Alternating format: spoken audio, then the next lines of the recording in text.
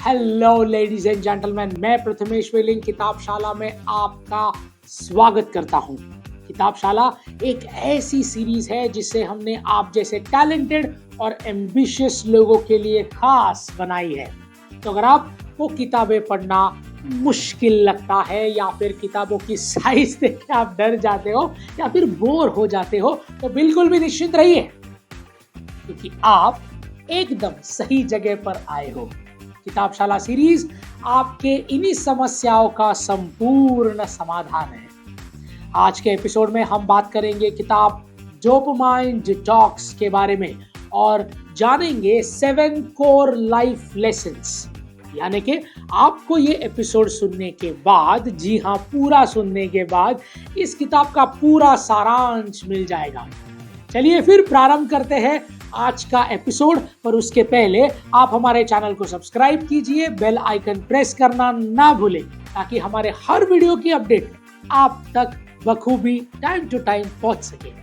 Excited? तो चलिए फिर शुरू करते हैं। थिबोत मॉरिस द्वारा लिखी गई ये किताब एक अद्भुत किताब है जो बात करती है कि एक आनंद देने वाले केमिकल के बारे में जिसका नाम है डोपामाइन, और इस किताब का नाम भी वही है, डोपामाइन डिटॉक्स। डोपामाइन एक प्लेजर केमिकल है जो अक्सर हमें सेटिस्फाइड, मोटिवेटेड और रिलैक्स्ड फील कराता है। लेकिन आज की इस व्यस्त दुनिया में हमें डोपामाइन रिक्वायर्ड है और उससे ज्यादा अमाउंट में मिल जाता है, जिसका हमारे शरीर पर और जीवन पर गलत प्रभाव पड़ता है। ये बुक एक गाइड की तरह है जो हमें बहुत ज्यादा उत्साह और आनंद होने का प्रभाव समझाने की कोशिश कर रही है। लेखिका हमें बार बार उत्तेजित होने से ब्रेक लेने को कहती है और अपने ध्यान पर और अपने प्रोडक्टिविटी पर कंट्रोल लाने कहती है। ये बुक मानो जैसे एक रोड मैप की तरह हमें गाइड करती है कि हम तुरंत पुरस्कार पाने की रेस में नहीं भागे और अपना ध्यान ज्यादा इंपॉर्टेंट चीजों पर केंद्रित करें। तो ये किताब एक मैनुअल की तरह है जो हमें बेहतर स्वास्थ्य और बैलेंस लाइफ की तरफ प्रेरित करती है। तो चलिए जानते हैं डोपामाइन डिटॉक्स के 7 important crucial lessons. Lesson number 1, dopamine loop को समझे। Understand the dopamine loop. इस किताब में लेखक हमें डोपामाइन का कॉन्सेप्ट समझाते हैं जो एक साइकिल की तरह है। ये एक ऐसी साइकिल है जहां हमारा दिमाग सोशल मीडिया और गेम्स जैसी चीजों से जुड़ जाता है। वो इस कॉन्सेप्ट के बारे में हमें समझाती है ताकि हम ये देख सके कि कैसे ये तुरंत सुख देने वाली चीजें एक आदत में तब्दील हो जाती है। लेखक हमें ये एहसास करवाना चाहता है कि कैसे ये लूप हमारे डिसीजन लेने और एक्ट करने की क्षमता पर प्रभाव डालता है, और most of the time it's a negative influence. जब हम ये समझ जाते हैं तो हम ये देख सकते हैं कि कुछ चीजों से प्रेरित हमें ज्यादा आकर्षित नहीं होना चाहिए, क्योंकि जब हम वो होते हैं तो उनसे छुटकारा पाना इतना मुश्किल हो जाता है। ये छुपी हुई उन शक्तियों के टॉर्च मारने जैसा है जो हमें गाइड करती है कि गलत की तरफ, जिसे हम सकारात्मक बदलाव के ओर बढ़ सके। ऐसे नंबर 2, डोपामाइन के द्वारा संचलित आदतों को पहचाने। Identify the dopamine driven habits. Dopamine detox में लेखक हमसे ये आग्रह कर रहे हैं कि हम डोपामाइन द्वारा संचलित आदतों को देखें और उनके बारे में सोचें। उसके बाद ये आदतें कुछ भी हो सकती है, जैसे बहुत ज्यादा फोन चलाना, टीवी देखना या फिर बिना वजह स्क्रॉल करते रहना, कुछ भी, बस टाइम पास।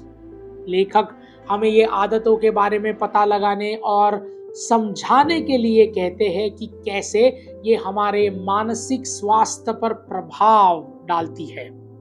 तो ये जो किताब है वो एक टूल किट की तरह हमारी अच्छी बुरी आदतों को समझने और अपने डेली रूटीन में एक सकारात्मक प्रभाव लाने पर जोर देती है। लेसन नंबर 3, सचेत रहने का महत्व, the importance of mindfulness. Dopamine loop की पकड़ से बचने के लिए सचेत रहना बहुत ही ज्यादा इंपॉर्टेंस है, ऐसा ऑथर हाईलाइट करते हैं। जब आप सचेत रहते हैं, माइंडफुल रहते हैं और वर्तमान में जीते हैं, तो आप किसी भी तरीके से आजादी को छू सकते हैं। माइंडफुलनेस की प्रैक्टिस करके हम जागरूकता को बढ़ा सकते हैं, तनाव कम कर सकते हैं और सबसे इंपॉर्टेंट उन चीजों के साथ एक स्वास्थ्य संबंध बनाकर रख सकते हैं जो डोपामाइन रिलीज करती है। ये एक रिमाइंडर है कि वर्तमान में उपस्थित रहिए, इससे आप अपने आसपास के चीजों को कंट्रोल कर पाएंगे और संतुलित और संपूर्ण जीवन जी पाएंगे। लेसन नंबर 4, एक संचारित दिन का निर्माण, बिल्डिंग अ स्ट्रक्चर्ड डे। इस किताब में लेखक हमें अपना रूटीन ऑर्गेनाइज करने की सलाह देते हैं, जिसे हम अपनी जल्दी सफलता पाने की चाह को कम कर सकते हैं। I mean reducing the instant gratification. ये बुक हमें एक स्टेप बाय स्टेप रूटीन बनाने के लिए कहती है, जिसमें काम, मौज, मस्ती, आराम शामिल किया जा सके हर रोज। सो जब आप शांति से अपने दिन को प्लान करते हैं तो तुरंत सफलता देने वाली चीजों के झांसे में आप नहीं फंसते, बल्कि बेहतर ढंग से अपने दिन को प्रोडक्टिव बना पाते हैं। ये एक्चुअली अपने जीवन को उद्देश्यपूर्ण तरीके से जीने के बारे में है, दैट इज पर्पसफुल लिविंग। ये संतुष्टि देती है आपको जीवन में और व्यक्तिगत विकास करने में मदद करती है। तो जाइए, अपनी कलम उठाइए और लिखिए कि आज के दिन में आप कैसे प्रोडक्टिव और संतुलित दायक बने रहना चाहेंगे। और याद रखिए, स्केड्यूल आपकी मदद करने के लिए है, आपके रास्ते का स्पीड ब्रेकर बनने के लिए नहीं है। So try to live a structured life. तो उसे अपने इच्छाओं के हिसाब से नहीं, बल्कि लाइफस्टाइल के हिसाब से बनाइए। So once the schedule matches your lifestyle and your lifestyle matches the schedule, you can actually see the change in your life. Lesson 5, बोरियत को अपनाइए। Please embrace the boredom. सुनने में थोड़ा आपको अजीब लगता रहेगा, पर ये सच है। इस किताब में लेखक बोरियत को एक नए नजरिए से देखने के लिए प्रोत्साहित करते हैं और ये सुझाव देते हैं कि बोरियत शायद कुछ सकारात्मक परिणाम आप ले आए। जैसे बोर्डम या बोरियत से बचने के बजाय आप उसमें क्रिएटिविटी, पर्सनल डेवलपमेंट के द्वार खुलते वक्त देख सकते हैं। जब भी आप बोर हो तो बोरियत को दूर करने के बजाय अपने नए इंटरेस्ट खोजने के बारे में सोचिए। हर वक्त कुछ ना कुछ करने की जरूरत बिल्कुल भी नहीं है। एक्साइटेड होने के लिए जरूरत नहीं। कभी कभी खुद के साथ वक्त बिताने के लिए बोर होना बहुत जरूरी है। तो जब भी आप बोर हो रहे हो तो अपने अंदर झांकिए और अपने हिडन पोटेंशियल को खोजने का प्रयास कीजिए। तो जो भी मुझे अभी सुन रहे हैं, जैसे कि आप लोग, मैं उनसे यही कहना चाहता हूं कि हर वक्त, जी हाँ, हर वक्त कुछ सोचना या करना जरूरी नहीं है। कभी कभी बोर होना भी अच्छा होता है और अच्छा लगता है, क्योंकि अक्सर नए विचार और नए ख्यालों का जन्म तभी होता है जब आपका दिमाग खाली हो, यानी कि आप बोर हो रहे हो। Lesson 6, ambition setting and realisation. इस किताब में लेखक गोल सेट करने का इम्पोर्टेंस को बहुत डीप में डिस्कस करते हैं और डिटॉक्स जर्नी में इसका क्या फायदा है वो हमें शेयर करते हैं। वो हमें कुछ ऐसे गोल सेट करने की सलाह देते हैं जो मीनिंगफुल हो और सही में अचीव किए जा सकते हो, जिसकी मदद से वो लॉन्ग टर्म अचीवमेंट को बढ़ावा देते हैं और हमारे फोकस को भी उस दिशा में केंद्रित करते हैं। जब हम इस तरीके से गोल सेट करते हैं तब हमें तुरंत रिजल्ट्स पाने की चाह से मुक्ति मिलती है। जैसे हमारा लक्ष्य स्पष्ट हो जाता है, क्लियर हो जाता है, तो हम तुरंत सफलता पाने की रेस में नहीं भागते। और अपनी जर्नी को एंजॉय करते हुए मीनिंगफुल रिजल्ट्स अचीव करने पर फोकस करते हैं। ये हमारी मानसिकता को बदलने का एक सकारात्मक तरीका है जो बहुत ही ज्यादा रिजल्ट ओरिएंटेड है। लेसन 7, वास्तविक अनुभवों से जुड़ना। Reconnecting with the real life experiences and not the reel that we are talking about. So, ध्यान दीजिए थोड़ा सा कि डोपामाइन डिसऑर्डर वास्तविक अनुभव को जीने के बारे में सिखाती है, जैसे लोगों से बात करना, बाहर जाकर कुछ एक्टिविटी करना और जेन्युइन इंटरेस्ट को परस्यू करना। लेखक इन अनुभवों को फिर से हमारे जीवन में लाने के लिए हमें गाइड करते हैं। ये बुक हमें बेसिकली एनकरेज करती है कि हम टेक्नोलॉजिकल वर्ल्ड को थोड़ा सा पीछे रखकर असली दुनिया में ज्यादा वक्त बिताएं।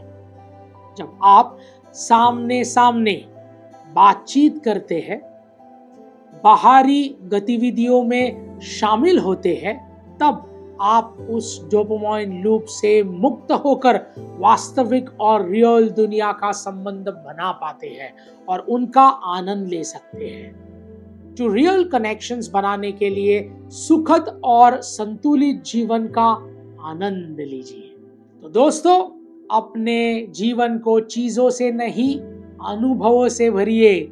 सुनने के लिए कहानियां इकट्ठी कीजिए, दिखाने के लिए रील्स नहीं, रियल लाइफ एक्सपीरियंस जमा कीजिए। सो दोस्तों, इसी के साथ हमारे आज के डोपामाइन डिटॉक्स के 7 लेसन्स यहाँ पर समाप्त होते हैं। छोड़िए फोन, छोड़िए स्क्रॉलिंग, शुरू कीजिए डोपामाइन डिटॉक्स। फोकस बढ़ेगा, प्रोडक्टिविटी बढ़ेगी और जीवन होगा सफलता का एक बड़ा सा बॉक्स। तो जब भी एक्सेसिव डोपामाइन के मुक्ति पानी हो तो इस लेसन्स को एक बार याद कर लीजिए, एक बार फिर से सुन लीजिए, क्योंकि ऑथर हमें इसी एडवाइस देते हैं कि जिसे हम हमारा फोकस और प्रोडक्टिविटी बढ़ा सकते हैं। तो जब भी आप अपने आदतों पर नियंत्रण पाना हो तो एक बार इस किताब की तरफ रुख जरूर मोड़िएगा। और अगर आप पूरी किताब नहीं पढ़ पाए तो इसी एपिसोड को फिर से रिवाइंड करके सुन लीजिएगा, आपको हेल्प होगी। सो लेडीज एंड जेंटलमैन, इस किताब को एक ज्ञान का खजाना समझना बिल्कुल भी सही है, इसमें कुछ गलत नहीं। लेकिन आपके दिमाग को सिर्फ इंफॉर्मेशन से भर देना हमारा मकसद बिल्कुल भी नहीं है, बल्कि हम बस एक माध्यम है जो किताबशाला के जरिए दुनिया का सर्वश्रेष्ठ ज्ञान जो किताबों में छुपा हुआ है दुनिया भर के, वो ज्ञान आप तक सिंपल भाषा में सहजता से पहुंचाने की कोशिश कर रहे हैं। तो इस ज्ञान को सिर्फ ज्ञान ना रहने दें, इसे अपने रोजमर्रा के जीवन में इस्तेमाल करें और अपनी जिंदगी को एक नई ऊंचाइयों तक लेके जाएं। किताबशाला के अगले एपिसोड में फिर मुलाकात होगी आपकी और हमारी, जहां हम बात करेंगे एक नई किताब जिसका नाम है don't believe everything you think. है ना मजेदार? ये आपके विचारों पर काबू पाने का एक सरल तरीका है जो आपको ये सिखाती है कि आपकी सोच ही आपकी असलियत को ढालती है। So ladies and gentlemen, this is Prathamesh Welling signing off until we meet.